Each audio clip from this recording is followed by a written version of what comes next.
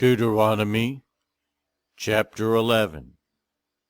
Love the Lord your God and keep his requirements, his decrees, his laws, and his commands always.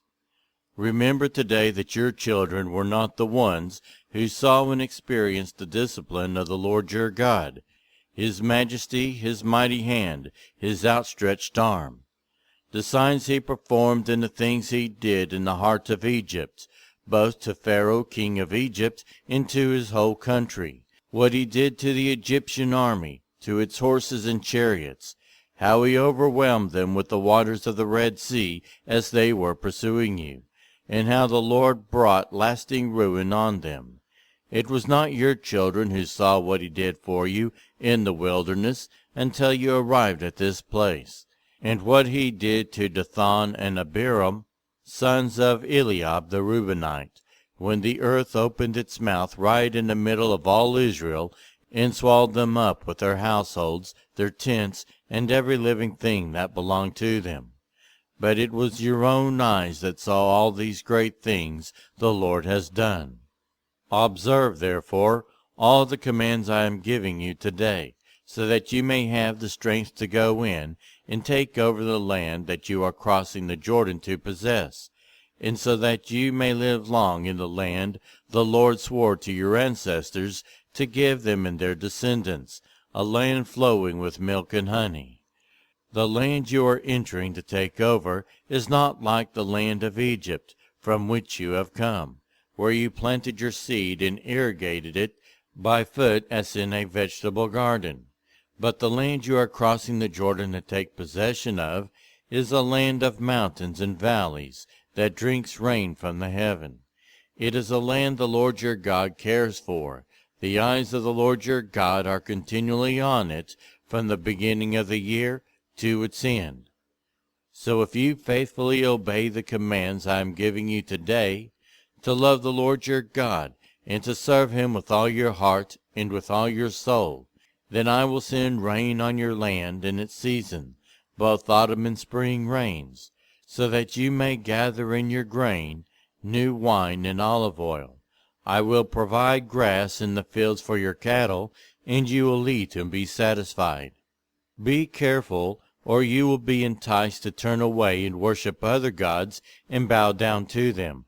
Then the Lord's anger will burn against you, and he will shut up the heavens so that it will not rain, and the ground will yield no produce, and you will soon perish from the good land the Lord is giving you.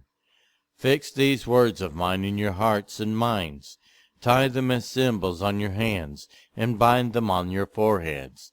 Teach them to your children, talking about them when you sit at home and when you walk along the road, when you lie down and when you get up.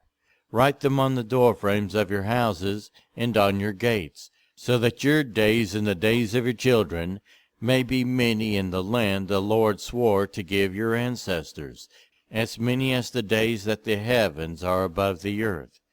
If you carefully observe all these commands I am giving you to follow, to love the Lord your God, to walk in obedience to him and hold fast to him, then the Lord will drive out all these nations before you, and you will dispossess nations larger and stronger than you. Every place where you set your foot will be yours.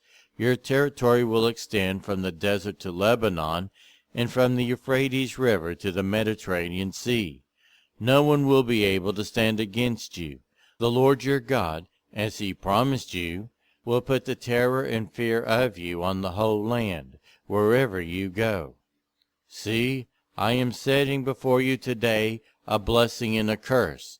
The blessing if you obey the commands of the Lord your God that I am giving you today. The curse if you disobey the commands of the Lord your God and turn from the way that I commanded you today by following other gods, which you have not known. When the Lord your God has brought you into the land you are entering to possess, you are to proclaim on Mount Gerizim the blessings, and on Mount Tabal the curses.